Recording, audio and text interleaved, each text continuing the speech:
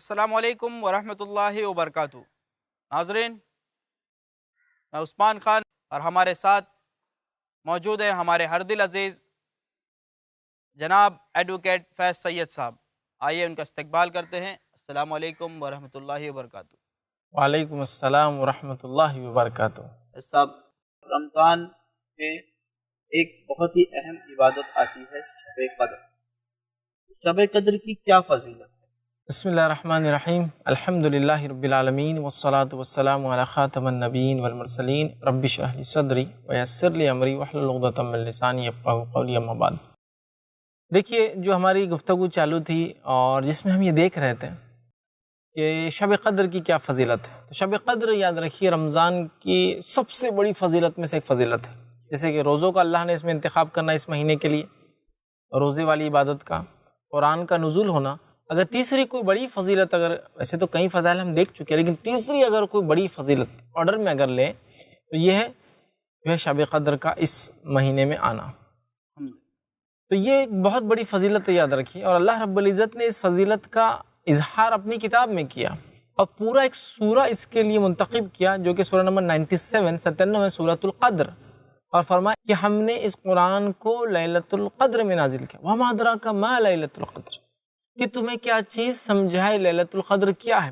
لیلۃ القدر خیر من الف شہر، لیلۃ القدر 1000 مہینوں سے افضل ہے۔ الحمدللہ۔ اور اس کی ایک اور خصوصیت، اس میں اترتے اس رات فرشتے اور جبرائیل، ٹھیک ہے، اور اللہ کے حکم سے فرشتے اور جبرائیل اترتے، سلام ہی حتی مطلع الفجر، اور صبح ہونے تک، فجر تک سلامتی ہی سلامتی اس رات میں۔ تو سورۃ القدر میں اللہ رب العزت نے اس رات کی فضیلت خود بیان کر دی، الحمدللہ۔ بلکہ یہ اتنی اللہ کو پسندیدہ رات ہے کہ اللہ رب العزت نے اپنے آخری کلام قرآن کو اسی رات میں اتارنا شروع کیا۔ اور جو قرآن کی آیت ہے کہ ہم نے قرآن کو لیلۃ القدر میں نازل کیا، تو علماء اس کی تفسیر کرتے اور کہتے ہیں کہ قرآن لوح محفوظ سے بیت العزہ نامی ایک مقام ہے جو پہلے آسمان پہ ہے، اس میں لیلۃ القدر میں پورا مکمل اترا، اور اسی رات قرآن کی پہلی 5 آیتیں سورہ علق، سورہ نمبر 96 آیت نمبر 1 سے لے کر 5، اسی رات وہ بھی نیچے اتری، مطلب 7ویں آسمان سے پہلے پر آیا پورا، اور اس کے بعد پہلی 5 آیتیں بھی اسی رات جبرائیل علیہ السلام لے کر نبی اکرم صلی اللہ علیہ وسلم کے پاس آئے۔ تو اس رات کی فضیلت آپ دیکھیے، اس کی قدر اور منزلت دیکھیے، اس کی اہمیت دیکھیے کہ اللہ رب العزت نے اپنی آخری کتاب کو نازل کرنے کے لیے اس رات کو چنا، الحمدللہ۔ اور نبی اکرم صلی اللہ علیہ وسلم پر اسی رات جبرائیل علیہ السلام آئے اور پہلی وحی لے کر آئے، اور وہ ہے سورہ علق کی پہلی 5 آیتیں۔ لیکن یہ بڑی تعجب کی بات ہے، جس رات کو اللہ رب العزت نے 1000 مہینوں سے افضل کہا، اگر 1000 مہینے کو تبدیل کر لیا جائے سالوں میں، فار ایگزامپل، مثال کے طور پر، تو 1000 منتھس کو اگر ہم کنورٹ کر دیں ایئرس کے اندر، تو یہ ہوتا ہے 83.4 ایئرس، مطلب 83 سال اور 4 مہینے۔ تو گویا 83 سال اور 4 مہینے کے برابر ہے اس ایک رات کی عبادت، الحمدللہ۔ اور رات ایک انسان کی ساری پوری زندگی میں ہو سکتا نہ ملے، ہو سکتا ہے وہ بھی کم ہو، 80 سال، 80 سال، 60 سال، 70، لاسٹ 70 سال جی، آج کے دور میں عمر چلی جی، 80 سال سے زائد 83 سال 4 مہینے کی عبادت کا ثواب ملتا ہے۔ الحمدللہ۔ مفسرین اس تعلق سے لکھتے ہیں کہ جو اللہ نے کہا کہ جو شب قدر ہے یہ 1000 مہینوں سے بہتر ہے، 1000 شہر کا 1000 مہینوں سے بہتر ہے، تو وہ کہتے ہیں یہ اللہ رب العزت نے مثال کے طور پہ کہا، مطلب ہزاروں 1000 مہینوں سے یہ رات بہتر ہے، سمجھانے کے لیے ہم کو کہا 1000 مہینوں سے افضل ہے۔ اب اندازہ لگائیے، 83 سال 4 مہینے کی ایک عبادت ہے، صرف ایک رات جاگنا، رات شروع ہوتی مغرب سے، ختم ہوتی فجر پر، ٹھیک ہے؟ تو اگر اس کو ہم نے پا لیا اور مغرب سے لے کر فجر تک اللہ کی عبادت کر لی، جو کرنا چاہیے اس رات کے اندر، تو گویا ہم نے کیا کیا، 83 سال 4 مہینے کی عبادت کر لی۔ اور میں سمجھتا ہوں شاید اتنی عمریں ہر شخص کو ملے بھی نہ کہ وہ 80 83 سال جیے۔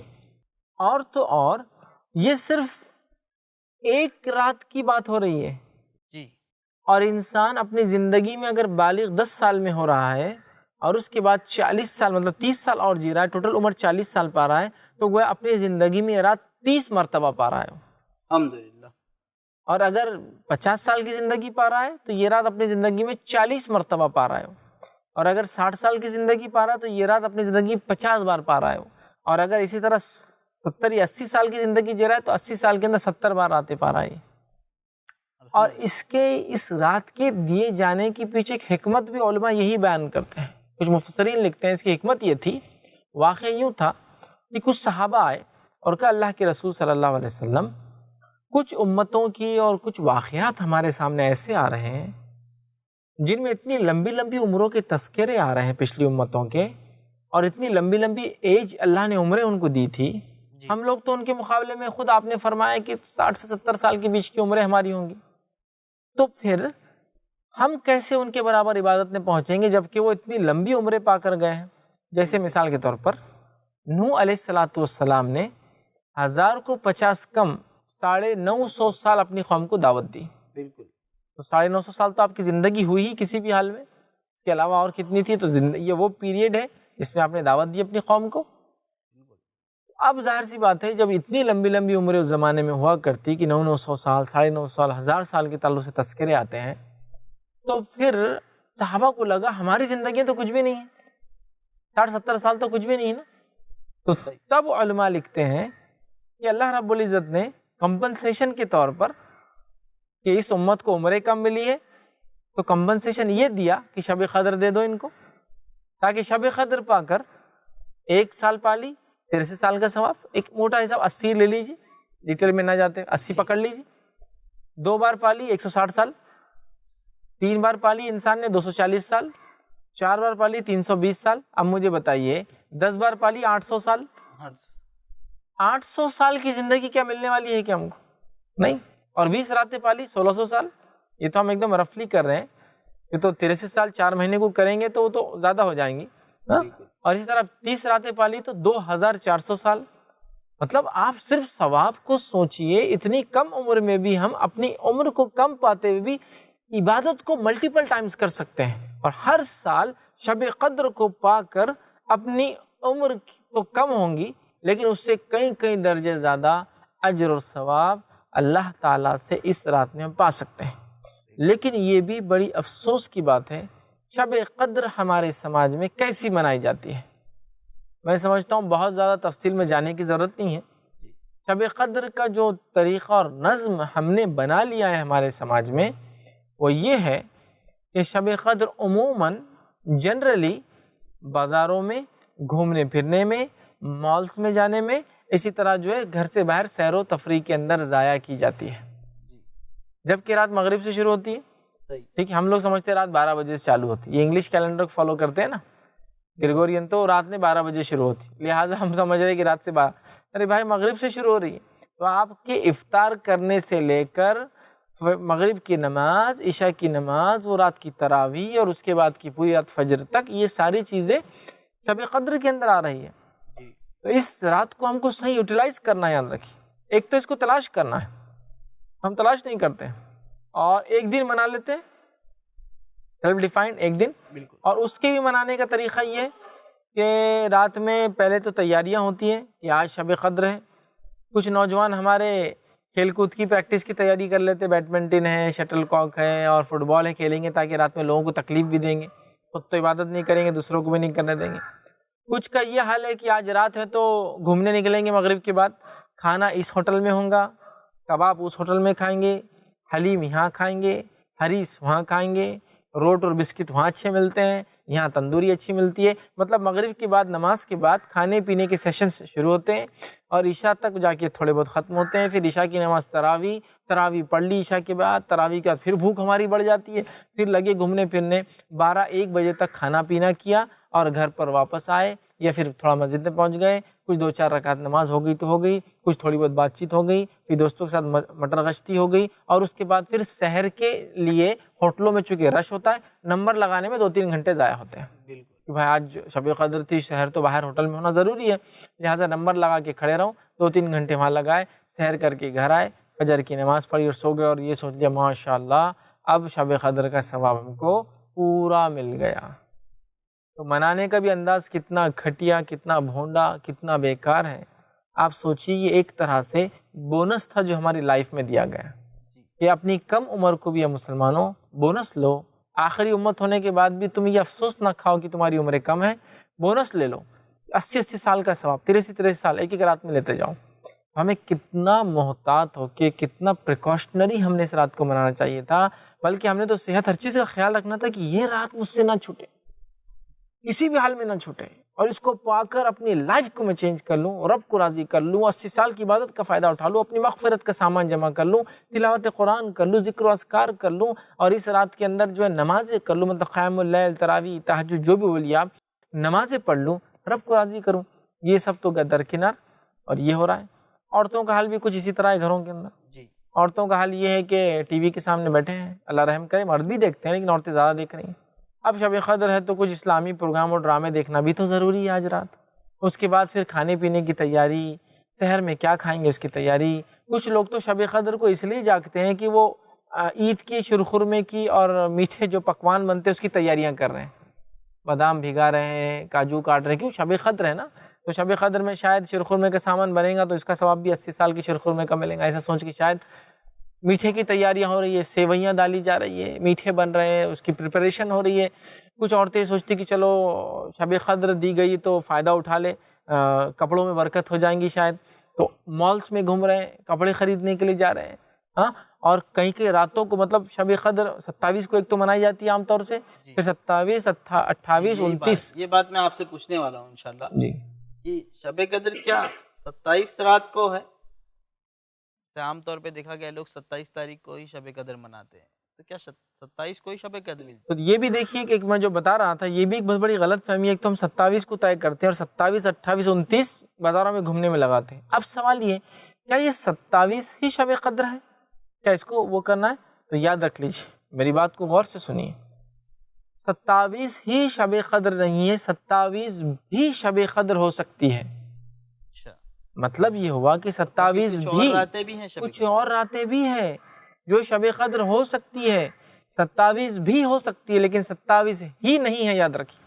ہمارے پاس بر صغیر میں، انڈیا میں، پاکستان وغیرہ میں یہ طے کر لیا ہم نے کہ 27 ہی شب قدر ہے، جبکہ 27 بھی شب قدر ہو سکتی ہے۔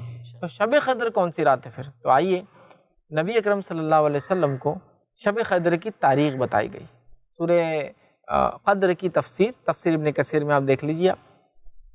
نبی اکرم صلی اللہ علیہ وسلم اس تاریخ کو ڈکلیئر کرنے باہر نکلے، مسجد سے باہر نکلے، دو لوگوں میں فائٹنگ چل رہی تھی، جھگڑا چل رہا تھا۔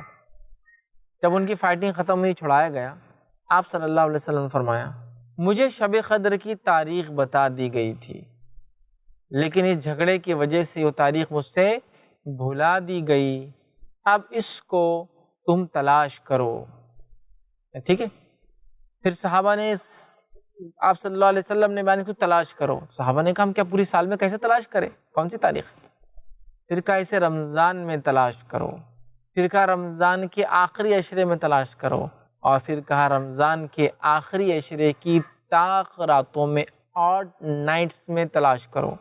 تو شب قدر جس میں قرآن نازل ہوا تھا، یہ کون سی رات ہے؟ اب ہم کو ڈھونڈنا ہے، وہ 21 کی رات بھی ہو سکتی ہے، وہ 23 کی رات بھی ہو سکتی ہے، وہ 25 کی رات بھی ہو سکتی ہے، وہ 27 کی رات بھی ہو سکتی ہے، اور وہ 29 کی رات بھی ہو سکتی ہے۔ 5 راتوں میں سے کوئی ایک رات ہے شب قدر، تو شب قدر کو صرف 27 کو منانا ایک بہت بڑی غلط فہمی اور ایک بہت بڑے ثواب کو ضائع کرنے کا ذریعہ بن جائیں گے، یاد رکھیے۔ تو یہ 5 راتوں میں سے کوئی ایک رات ہو سکتی ہے، یاد رکھیے، یہ بات واضح ہے۔ لیکن ہم نے ایک تو پہلے تو طے کر لیا کہ 27 ہی ہے، جی، اس کے بعد اس کو 27 کو کیسے جاگ کر مناتے ہیں، میں نے آپ کو طریقہ بھی بتا دیا اس سے پہلے۔ جی، مطلب یہ آخر کیا وجہ ہے کہ لوگوں نے اس کو 27 طے کر لیا، جبکہ آپ نے بتایا کہ اللہ کے رسول صلی اللہ علیہ وسلم کی حدیث، جی، اور پھر کہ اللہ کے رسول صلی اللہ علیہ وسلم نے فرمایا کہ اس کے 5 راتوں میں تلاش کرو، 5 طاق راتوں میں تلاش کرو، تو لوگوں نے 27 کیوں اس کو طے کر لیا کہ 27 ہی ہے؟ دیکھیے، اصل نبی اکرم صلی اللہ علیہ وسلم نے کچھ صحابہ کو کچھ باتیں بتائی تھی، یہ ہو سکتی ہے، یہ ہو سکتی ہے، یہ علامت ہو سکتی ہے، تو کچھ صحابہ کے ساتھ 27 کو علامت ہوئی، کچھ کے ساتھ 21 کو علامت ہوئی، سمجھ رہے آپ؟ لیکن ہمارے پاس 27 کو بڑا مضبوطی سے پکڑ لیا گیا ہے، جی، حالانکہ ایک علامت 21 کی بھی بڑی واضح ہے، ایک صحابی کو آپ صلی اللہ علیہ وسلم فرمایا جب تم قدر جس رات ہوں گی اس روز بارش ہوں گی، اور وہ کہتے اس رات میں مسجد نبوی میں نماز پڑھ رہا تھا، اور چونکہ مسجد نبوی کھجور کے پتے ڈالے ہوئے تھے، پانی ٹپکا، اور جہاں میں سجدہ کر رہا تھا وہاں نمی آ گئی، مطلب گیلا پن آ گیا تھا۔ تو 21 کی رات بھی ہو سکتی ہے، 25 بھی ہو سکتی ہے، 23 بھی ہو سکتی ہے، 27 بھی، 29 بھی، لیکن ہمارے پاس نہ جانے کیوں 27 کو بڑا مضبوطی سے پکڑ لیا گیا ہے اور ڈکلیئر کر دیا گیا ہے شب قدر، مطلب نون۔ یہاں صحابہ پوری زندگی آخری عشرے میں اس رات کو تلاش کر رہے ہیں، اور ہم انڈینس یہ کہہ رہے ہیں الحمدللہ ہم کو 27 دے دی گئی، اب آپ جو ہے جا کر ڈھونڈتے رہیے، ہم کو پتہ چل گیا۔ تعجب، امیزنگ، مطلب جبرائیل علیہ السلام ظاہر سی بات ہے آپ کو وہی لاتے تھے اور بتاتے تھے، آپ نے بتا دیا آخری عشرے میں تلاش کرو، اب آخری عشرے میں تلاش کرو اور ہم کہہ رہے نہیں ہم کو پتہ چل گیا، تو کیا نبی اکرم صلی اللہ علیہ وسلم نے ہم کو نہیں بتایا اور ہم کو بعد میں پتہ چل گیا، یہ بولنا چاہ رہے ہیں ہم لوگ؟ قطعاً نہیں ہو سکتا ہے۔ نبی اکرم صلی اللہ علیہ وسلم نے جب یہ کہا کہ آخری عشرے کی طاق رات میں تلاش کرو، تو پھر یہ کون ہوتا ہے 27 کو ڈکلیئر کرنے والا؟ 27 بھی ہو سکتی ہے لیکن 27 ہی نہیں ہے، اس بات کو بھی ہمیں سمجھنا ہے۔ بالکل۔ تو لہٰذا ہمیں کیا کرنا ہے؟ تلاش کرنا ہے، تلاش کرنا ہے۔ 5 راتوں میں سے ایک رات، گویا 5 راتوں کو جاگنا ہے اور 5 راتوں کو مغرب سے لے کر فجر تک عبادت کرنا ہے، تاکہ ہمارا رب ہم سے راضی ہو جائے، اور تاکہ انشاءاللہ العزیز ہمیں جو ہے 1000 مہینوں سے افضل جو رات کو کہا گیا، 1000 مہینوں سے زیادہ عبادت کرنے کا ثواب اور اجر ملے۔ یہ بات کے لیے ہم کو بہت کوشش کرنی ہوگی، یاد رکھیے۔ تو یہ رات کو ہم معمولی سمجھ کر ضائع نہ کر دے، یاد رکھیے، بلکہ اس کی پریپریشن کرے، تیاری کرے اور اس کو تلاش کرے۔ 5 میں سے وہ کون سی رات ہے؟ 5 کو جاگے انشاءاللہ جی۔ جب انسان 5 کو جاگ لیں گا تو شور ہے 5 میں سے کوئی ایک شب قدر تھی۔ اور کچھ علماء نے لکھا شب قدر کی جو علامتیں حدیث میں بتائی گئی، ہو سکتا ہے ایک رات اس دن آئے، لیکن ہو سکتا ہے اگلے سال وہ شب قدر اراؤنڈ دوسرے اس میں چلے جائے۔ ہو سکتا ہے نا کوئی یہ کہے کہ رات میں بارش ہوں گی، علامت ہے، آج بارش ہوئی، 23 رات تھی آج، تو 23 کو ہر سال آتی ہے؟ نہیں، علماء کہتے ہیں گھومتی بھی ہے رات، فکس نہیں ہے، کبھی ہو سکتا ہے 21 کو ہو جائے، کبھی ہو سکتا ہے 23 کو، کبھی ہو سکتا ہے 25 کو، 27 کو، ایسا بھی کہا جاتا ہے، واللہ عالم، جو بھی صحیح بات ہو، لیکن یہ بات تو طے ہے کہ ہمیں قیامت تک اس کو تلاش کرنا ہے، اور کوئی طے نہیں کر سکتا کوئی ایک رات، بلکہ 5 میں سے ایک ڈھونڈ کر اس میں خوب عبادت کر کے اپنے رب کو راضی کرنا ہے۔ تو گویا عام زبان میں کہوں تو 5 رات جاگنے کا ثواب 80 سال کے برابر، مطلب 1000 مہینوں سے افضل ہو رہا ہے، کیونکہ ہم کو پتہ نہیں نا کون سی ہے، لیکن وہ ایک ہی ہے، لیکن تلاش کرنا ہے۔ جب تلاش کرے گا انسان تو 1000 مہینوں کا ثواب پائیں گا 5 راتوں کو جاگ کر عبادت کرنے کا۔ جزاکم اللہ خیر۔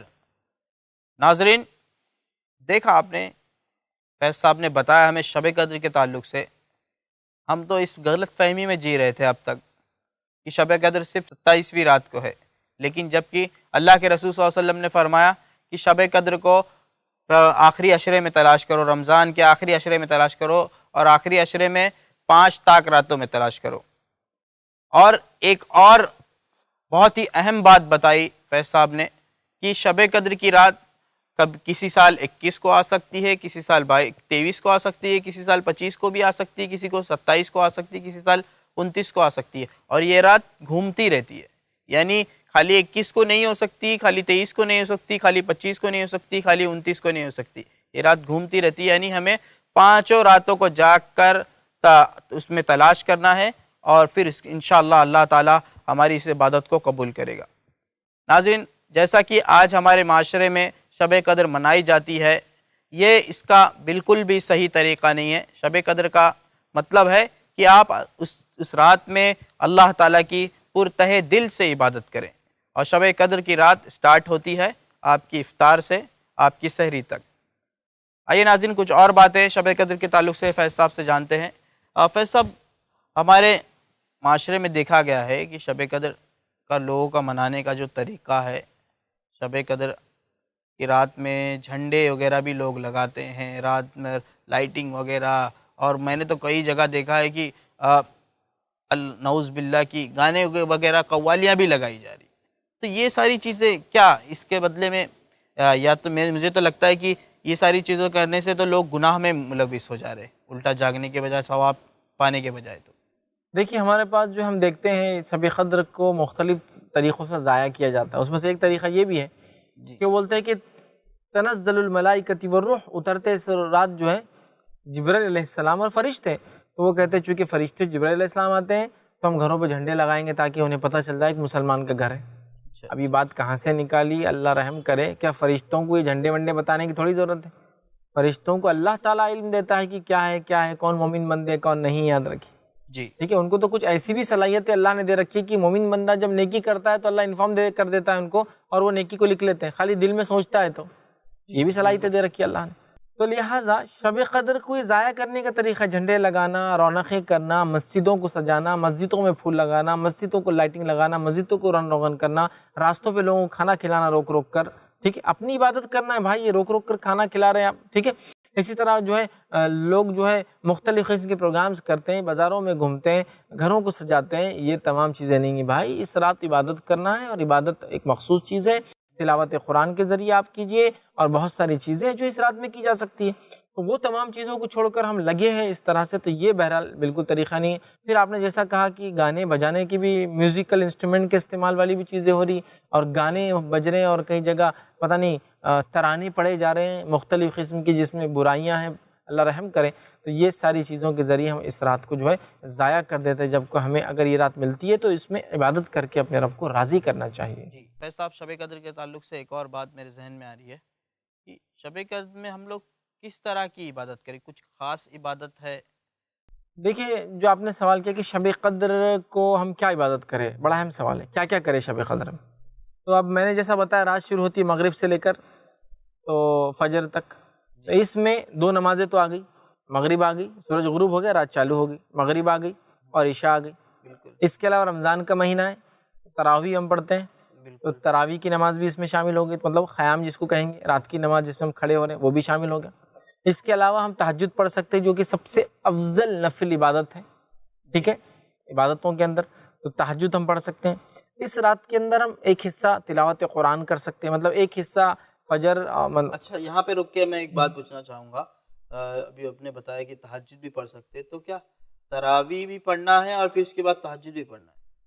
دیکھیے پڑھ لیے تو تہجد تراویح اور تہجد قیام اللیل یہ ایک ہی نماز ہے جس کے وقت تبدیل ہونے سے نام بدلتے ہیں. اگر عشاء کی بات پڑھ لی جائے تو تراویح، رات کے کسی حصے میں پڑھی جائے قیام اللیل، اور آخر وقت میں پڑھی جائے تو تہجد کہا جاتا ہے رات کے. ٹھیک ہے تو لہٰذا آپ کچھ بھی کیجیے. مطلب مثال کے طور پر آپ مسجد میں اگر پڑھ رہے ہیں امام صاحب کے ساتھ تو آپ وہاں اگر پڑھنا چاہ رہے وہ ہوگی. اس کے بعد نفل پڑھیے پھر رات میں آپ سمجھ رہے ہیں آپ نفل پڑھیے. قیام اللیل کتنی بھی رکعتیں ہو سکتی، کوئی مسئلہ نہیں. سنت تو 8 ہے، اس سے زیادہ آپ جو نفل کرنا چاہیں. چونکہ شب قدر کی رات ہے، آپ اللہ کو راضی کرنا چاہتے ہیں، اور اس سے اچھا کیا ہو کہ ہم نماز کی حالت میں اپنے رب کے سامنے. تو لہٰذا نمازیں ہیں، فرائض 2 فرض نمازیں آ رہی ہے اس کے اندر.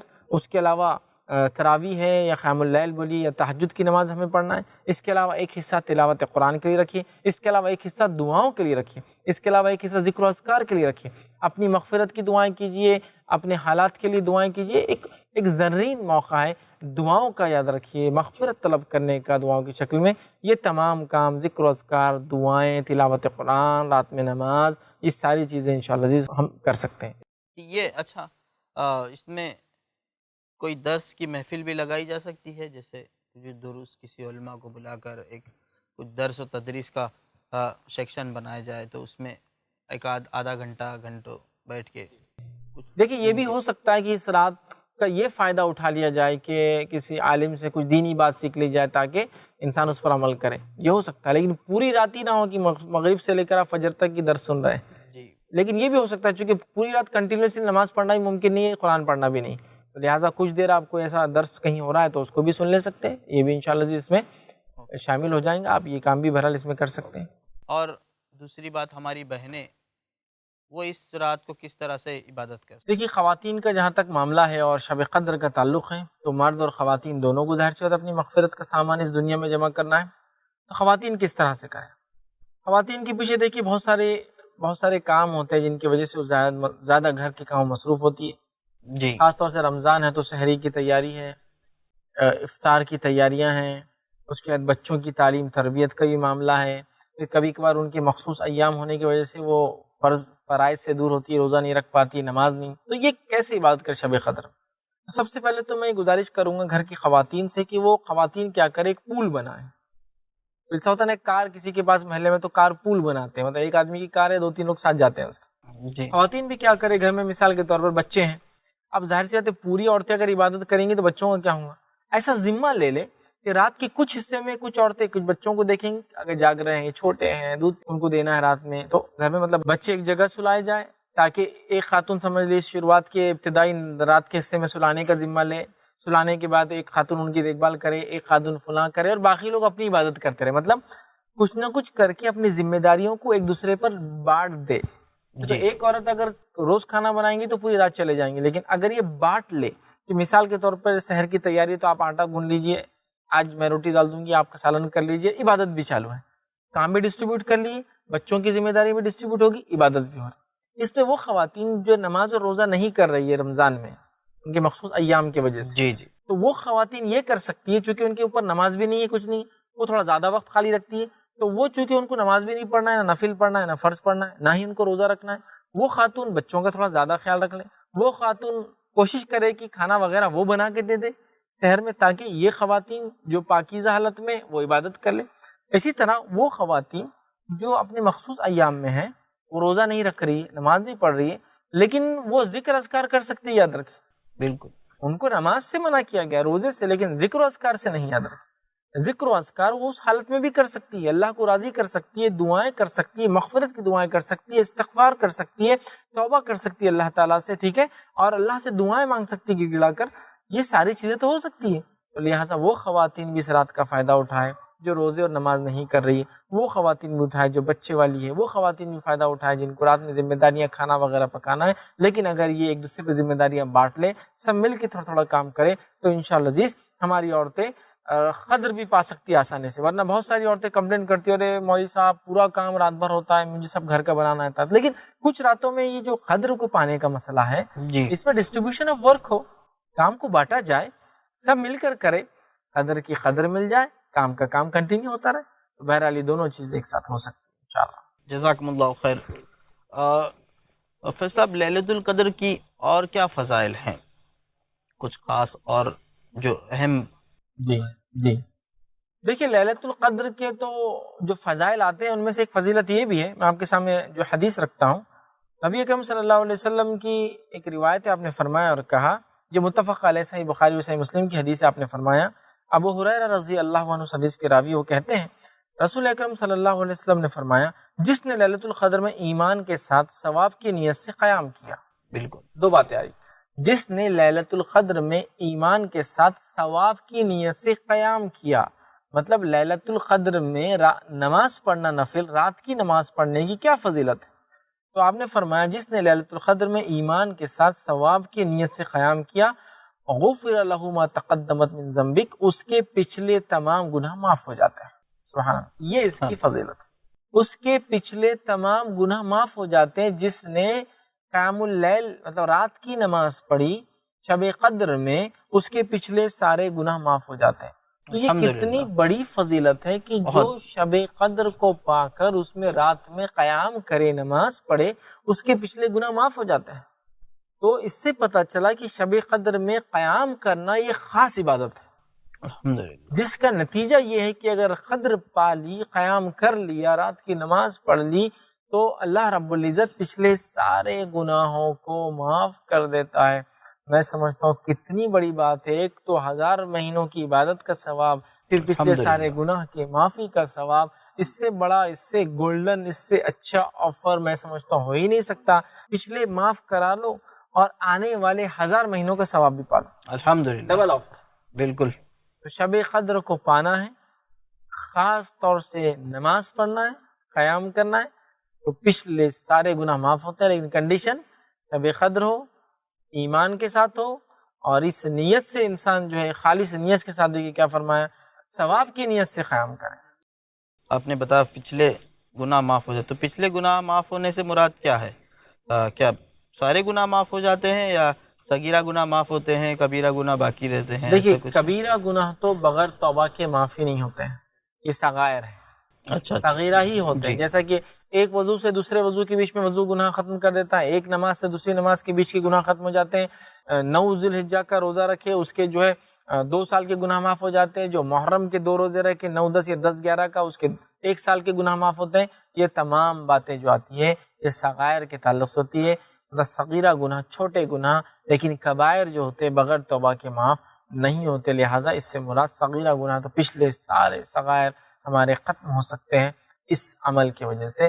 واللہ عالم بالصواب، علماء کے اس میں اور بھی اقوال ہے، لیکن جو صحیح وہ یہی بات ہے کہ پچھلے سارے چھوٹے گناہ انشاءاللہ ہمارے اس میں معاف ہو جائیں۔ جزاکم اللہ خیر۔ فیض صاحب، لیلۃ القدر میں کیا کوئی ایسی کوئی خاص دعا اللہ کے رسول صلی اللہ علیہ وسلم نے ہمیں بتائی ہے جو ہمیں پڑھنی چاہیے؟ شب قدر میں دعا کے تعلق سے ایک روایت اس طرح سے آتی ہے، یہ جامع ترمذی کی روایت ہے۔ مائی عائشہ رضی اللہ عنہا فرماتی اور کہتی ہے کہ نبی اکرم صلی اللہ علیہ وسلم سے انہوں نے سوال کیا کہ اگر میں شب قدر پا لوں تو کون سی دعا پڑھوں؟ تو نبی اکرم صلی اللہ علیہ وسلم فرمایا اور کہا کہ تم یہ کہو، اور دعا کے الفاظ یہ، اللہم انک عفون، یا اللہ تو معاف کرنے والا ہے، ٹھیک، اللہم انک عفون تحب العفو فاعف عنی، اے اللہ تو معافی کو پسند کرنے والا ہے، معاف کرنے والا ہے، اور معافی کو پسند کرتا ہے، اور میرے گناہوں کو تو معاف کر دے۔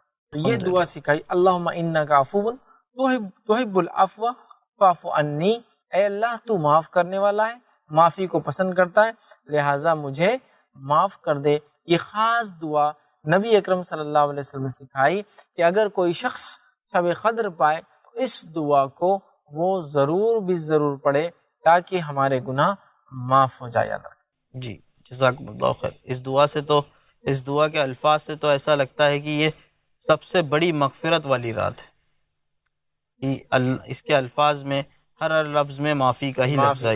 یا اللہ تو معاف کرنے والا ہے، معافی کو پسند کرتا ہے، لہٰذا مجھے معاف کر دے۔ ظاہر سی بات ہے یہ رات اپنی مغفرت کی بھی ہم بنا سکتے ہیں، اور یہ دعا ہم کر رہے ہیں، یہ دعا خود بتا رہی ہے کہ اس رات میں ہم اللہ سے دعا کر کے مغفرت بھی طلب کر سکتے ہیں۔ بالکل جی جزاکم اللہ خیر۔ عورتوں کے تعلق سے آپ نے بتایا کہ وہ کس طرح اس رات کی عبادت کریں، کس طرح اپنے کام کو ڈیوائیڈ کر لیں، پھر وہ عبادت میں مشغول رہیں۔ مردوں کے ساتھ بھی کچھ اس طرح کا مسئلہ پیش آتا ہے، اس رات کو لوگ چاہتے تو ہیں جاگنا پر لیکن مجبوری کی وجہ سے نہیں جاگ پاتے۔ جیسے کچھ لوگ ہیں نوکری پیشہ، اب انہیں روز دوسرے دن صبح 7 بجے کی ڈیوٹی کرنی ہے یا 9 بجے کی ڈیوٹی کرنی ہے، تو وہ رات میں جاگیں گے تو ظاہر سی بات ہے کہ ڈیوٹی پہ نہیں جا پائیں گے۔ تو ایسے لوگوں کے لیے کس طرح جاگے وہ رات، یا ان کے وہ ایک رات جاگ لیے تو کافی پڑے گا یا 5 رات جاگنی پڑے گی؟ دیکھیے، جہاں تک مسئلہ یہ ہے کہ وہ لوگ جو نوکری پیشہ ہے، ڈیوٹیز ہے، جابس ہے، وہ کیا کریں؟ تو اس میں 2-3 سلوشن ہو سکتے ہیں۔ پہلا یہ کہ جو لوگ جاب اورینٹیڈ لوگ ہیں، جاب کرتے ہیں، کام کرتے ہیں کسی کے پاس، وہ کوشش یہ کریں کہ اپنا روٹین چینج کر دیں۔ فار ایگزامپل، وہ رات میں سوتے ہیں، صبح جاب کو جاتے ہیں، ٹھیک ہے، کوشش یہ کریں کہ رات میں جتنا ہو سکتے جاگے، تھوڑا کم سوئے، صبح اٹھ کے جاب کر کے آئے، اور جاب کے بعد پھر اپنی نیند کو پوری کر لیں۔ ایک طریقہ یہ بھی ہو سکتا ہے، لیکن پوری رات جاگ کر تو کوئی جاب نہیں کر سکتا، یہ بات اپنی جگہ طے ہے، لیکن اگر روٹین ہی پورا چینج کر دیا جائے تو یہ ہو سکتا ہے۔ مطلب ایک انسان ظہر کے بعد سے یا سویا اثر تک اثر پڑے، پھر اس کے بعد سویا مغرب، پھر اس کے بعد پھر جاگے، پھر رات بھر عبادت کرے، پھر صبح ڈیوٹی کرے، چینج۔ دوسرا یہ ہو سکتا ہے جن لوگوں کو سہولت ہے، میں کہتا ہوں چھٹی لے لیجیے 5 دن۔ جی لوگ پتہ نہیں بیماریوں کے بہانہ کر کے جھوٹی چھٹیاں لیتے ہیں، یہ تو موقع ہے چھٹی لینے کا۔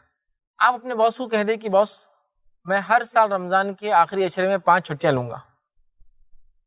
میری جو ایئرلی جو ہوتی ہے، کچھ لوگوں کی ایئرلی لیوز ہوتی ہے جو لیپس ہو جاتی ہے، مطلب ہر مہینے 2 چھٹیاں ہوتی ہے، ایک ہوتی ہے، نہیں لیے تو وہ سال بھر جمع ہو جاتی ہے، پھر ختم ہو جاتی ہے۔ رمضان میں لے وہ، مجھے 5 چھٹیاں میں مجھے لینا ہے، اس لیے کہ مجھے شب قدر کو ضائع نہیں کرنا ہے، اور چھٹی میں لے سکتا ہوں، مجھے سہولت ہے، یہ کام کریں۔ کچھ لوگ ایڈجسٹمنٹس کریں، مطلب کچھ نہ کچھ ایسا ایڈجسٹمنٹ کرے کہ رات بھی جاگ لے، دن میں کام بھی ہو جائے۔ لیکن ایسا کوئی شخص ہے جو رات بھر اس کو اب سوال ہی نہیں آتا کہ وہ رات میں جاگے اور دن میں کام بھی کرے، ممکن نہیں ہے۔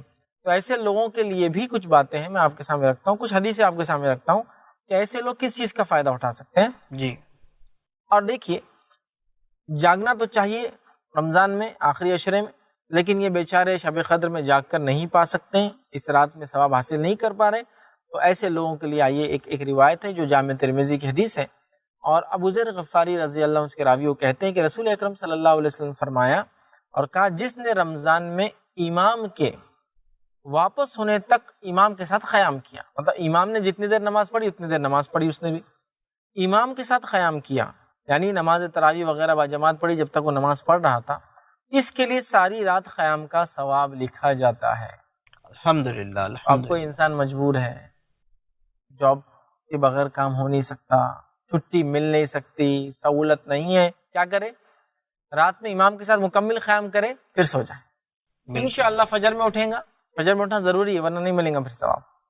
فجر میں اٹھ جائیں گا تو انشاءاللہ اس کو رات بھر عبادت کا ثواب ملے گا، لیکن یقیناً اتنا نہیں ملے گا جتنا جو پوری رات جاگ رہا ہے اور قیام بھی کر رہا ہے اس کو ہوگا۔ یہ تو لوگ رات میں قیام بھی کرے، رات میں جاگ رہے، ان کو تو زیادہ ہی ہوگا، لیکن دل چھوٹا نہ کرے ایسے لوگ جو ممکن نہیں ہے، سب کوئی بیمار ہے، گھر میں نہیں جاگ سکتا ہوں رات بھر، صبح جانا ہے، ہاسپٹل میں رہنا ہے ان کے ساتھ، تو رات میں قیام کر لے پھر سو جائے، انشاءاللہ اس کو پوری رات اجر ملے گا۔ اسی طرح ایک اور روایت ہے، صحیح مسلم کی روایت ہے، عثمان بن عفان رضی اللہ عنہ فرماتے اور کہتے ہیں کہ رسول اللہ صلی اللہ علیہ وسلم کو انہوں نے فرماتے ہوئے سنا، جس نے عشاء کی نماز با جماعت ادا کی گویا اس نے نصف رات قیام کیا، اور جس نے عشاء با جماعت ادا کرنے کے بعد صبح کی نماز مطلب فجر کو با جماعت پڑھ لیا گویا اس نے ساری رات قیام کیا۔ جی تو یہاں یہ پتا چلا کہ جو عشاء پڑھ لے، ٹھیک ہے، سو جائے اور پھر فجر پڑھ لے تو پوری رات قیام کرنے کا اجر مل جاتا ہے۔ لہٰذا شب قدر کے لیے بھی تو یہ لاگو ہے، لیکن ہاں جو رات میں جاگ کر عبادت کرے اس کو تو اسپیشل پریویلیج، اسپیشل ثواب ہے، لیکن جو لوگ مجبور ہے وہ دل چھوٹا نہ کرے، رات میں عشاء پڑھے، قیام کرے، صبح فجر پڑھے، انشاءاللہ عزیز انہیں بھی جو ہے رات بھر جاگنے کا ثواب ملیں گا۔ اور پھر اللہ تعالیٰ تو نیتوں کو دیکھتا ہے، جس کی نیت خالص تھی کہ وہ اللہ کے لیے عبادت کرے لیکن نہیں کر پایا، تو بھی اللہ رب العزت انشاءاللہ عزیز اس کے فضل جود اور کرم سے اس کو بھی اجر شب قدر کا دے سکتا ہے۔ جزاکم اللہ خیر۔ آپ نے بتایا کہ جب تک امام قیام کرے، جب تک رات میں جب تک امام قیام کرتا ہے تب تک قیام کرے، پھر اس کے بعد سو جائے، پھر فجر کی نماز با جماعت پڑھے تو انشاءاللہ اس کو پوری رات عبادت کرنے کا ثواب ملے گا۔ تو عام طور پہ دیکھا گیا کہ شب قدر میں تراویح کی نماز تو عشاء کی نماز کے بعد ہو جاتی ہے، بٹ لیکن وطر کی نماز ہے جو آخری پہر میں پڑھی جاتی ہے، وہ بھی جماعت کے ساتھ۔ تو اب ایسا شخص وطر کی نماز تک کا انتظار کرے یا تراویح کی نماز پڑھ کے سو جائے؟ دیکھیے اگر کسی جگہ ایسا ہوتا ہے کہ رات میں قیام کے بعد وہ وطر کی نماز لیٹ پڑھتے ہیں، لیکن اب یہ صاحب کو تو سونا ہے، صبح جاب کو جانا ہے، وہ کیا کرے، امام کے ساتھ جتنی اتنی پڑھ لے، پھر اپنی وطر پڑھ کے پھر سو جائے، جی جی کیونکہ وطر پڑھے بغیر نہ سوے، ورنہ ہو سکتا ہے سحر میں لیٹ ہو جائے، وطر چھوٹ جائے، اور وطر یہ جو ہے بہت اہم نماز ہے، تو لہٰذا وہ کیا کرے، امام کے ساتھ پورا قیام کرے، اس کے بعد اپنی وطر پڑھے اور پھر اس کے بعد انشاءاللہ عزیز وہ سو جائے۔ جی جزاکم اللہ خیر۔ آپ صاحب شب قدر کے تعلق سے ہم نے کئی باتیں دیکھی، یہ اتنی اہم رات ہے اور 1000 مہینوں کی عبادت سے بہتر ہے۔ اب کوئی شخص ایسا ہے جس کے سامنے یہ رات آئی، جس نے یہ رات پائی اور پھر بھی اس سے فائدہ نہیں اٹھایا، سو گیا، سستی غفلت نہیں کرنا ہے، تو ایسے شخص کے لیے کیا وعید ہے؟ دیکھیے ایسا شخص جو شب قدر کو پا کر فائدہ نہ اٹھائے وہ بد نصیب انسان ہے۔ آئیے، یہ میں نہیں کہہ رہا ہوں، نبی اکرم صلی اللہ علیہ وسلم کی ایک روایت، ایک حدیث دیکھتے ہیں، اور حدیث کے الفاظ اس طرح سے ہیں، یہ ابن ماجہ کی روایت ہے۔ انس بن مالک رضی اللہ عنہ فرماتے اور کہتے ہیں کہ رمضان آیا تو رسول اکرم صلی اللہ علیہ وسلم نے فرمایا، اور رمضان آتے ہی آپ نے فرمایا، یہ آخری عشرے کا انتظار نہیں ہو رہا ہے، شب قدر کی اہمیت پتہ چلا، رمضان آیا تو آپ صلی اللہ علیہ وسلم نے صحابہ سے فرمایا، یہ جو مہینہ تم پر آیا ہے اس میں ایک رات ایسی ہے جو قدر اور منزلت اہمیت کے اعتبار سے 1000 مہینوں سے افضل اور بہتر ہے۔ جو شخص اس کی سعادت حاصل کرنے سے محروم رہا وہ ہر بھلائی سے، ہر خیر سے محروم رہا۔ اور پھر فرمایا، نیز فرمایا، آگے فرمایا، لیلۃ القدر کی سعادت سے صرف بد نصیب ہی محروم رہتا ہے۔ تو جو لیلۃ القدر کی سعادت سے محروم رہا وہ تمام خیر سے محروم رہا، مطلب وہ ہر قسم کے خیر سے وہ دور ہو گیا۔ یاد رکھ، تو یہاں نبی اکرم صلی اللہ علیہ وسلم فرما رہے ہیں کہ شب قدر کو پا کر یا نہ پانے والا تمام خیر سے محروم رہتا ہے، اور شب قدر کو نہ پانے والا بد نصیب ہے، اس لیے کہ بد نصیب سے ہی یہ رات چھینی جاتی ہے۔ اللہ اکبر۔ تو بد نصیب ہے وہ شخص جس کو شب قدر تو ملے اپنی زندگی میں، لیکن وہ بد نصیب ہر سال شب قدر کو یوں ہی ضائع کرتا چلے جائے، ضائع کرتا چلے جائے، ضائع کرتا چلے جائے، اس سے فائدہ نہ اٹھا پائے۔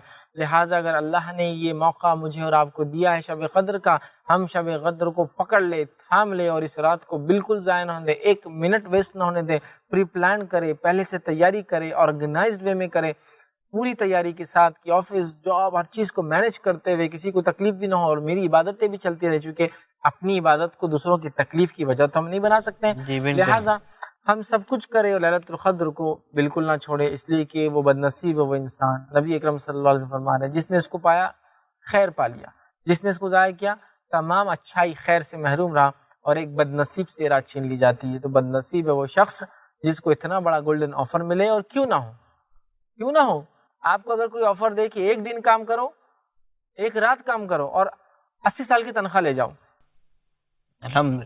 تو آپ اگر پھر بھی کام نہ کریں تو اس سے بڑا بیوقوف کون ہو سکتا ہے؟ 80 ایئرس کی سیلری آپ کو دینے کو تیار ہو، صرف ایک دن کام کرنے پر، رات ایک دن نہیں، معاف کرنا، ایک رات، ایک رات تو اس لیے تو کہا بد نصیب ہے، ایک شفٹ کا کام کرو اور 80 سال کی سیلری لے جاؤ۔ بیوقوفی ہے نا وہ شخص جو ایسا چھوڑ رہا ہے موقع، اس لیے آپ فرما رہے ہیں تمام خیر سے محروم رہا جی، جس نے اس رات کو پا کر عبادت نہ کی، رب کو راضی نہ کیا، فائدہ نہ اٹھایا، اور ایک بد نصیب سے رات چھین لی جاتی ہے۔ مطلب تمام خیر سے محروم ایک بد نصیب انسان ہی ہو سکتا ہے۔ لہٰذا ہمیں اس رات کو پورا انتظام و نظم کر کے اس کو پانا ہے، اس میں عبادت کرنا ہے، رب کو راضی کرنا ہے، تلاوت قرآن، قیام اللیل، ذکر و اذکار، دعائیں، مغفرت کی دعائیں، یہ ساری چیزیں کر کے ہم کو ایڈجسٹ کر کے اس رات کو پا کر اس کا فائدہ اٹھانا ہی ہے، یاد رکھیے۔ حافظ صاحب بہت بہت شکریہ آپ کا، بہت ہی اہم باتوں کی طرف رہنمائی کرائی۔ دل تو چاہتا ہے کہ کچھ اور باتیں آپ سے دریافت کروں، لیکن وقت ختم ہو چکا ہے۔ انشاءاللہ اگلی نشست میں پھر آپ سے کچھ اور گفتگو کریں گے۔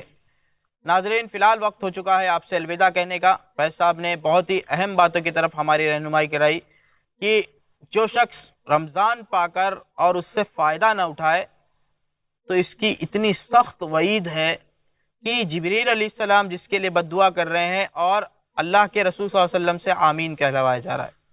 آپ خود سوچ سکتے ہیں کہ جبرائیل جس کے لیے بد دعا کرے اور اللہ کے رسول صلی اللہ علیہ وسلم اس پر آمین کہیں تو یہ کتنی بڑی بات ہے، اور وہ شخص کتنا بڑا بد نصیب ہے جس کو جبرائیل علیہ السلام کی بد دعا مل رہی ہے اور اللہ کے رسول صلی اللہ علیہ وسلم اس پر آمین کہہ رہے ہیں۔ تو ناظرین، ہمیں اس بد نصیبی سے بچنا چاہیے اور رمضان کا پورا فائدہ اٹھانا چاہیے، عبادت کر کے اور اپنی مغفرت کرانی چاہیے۔ ناظرین، فی الحال آپ سے وداع لیتے ہیں، انشاءاللہ اگلی نشست میں پھر ملاقات کریں گے کچھ اور باتوں کے ساتھ۔ تب تک کے لیے دیجیے اجازت۔ السلام علیکم ورحمۃ اللہ وبرکاتہ۔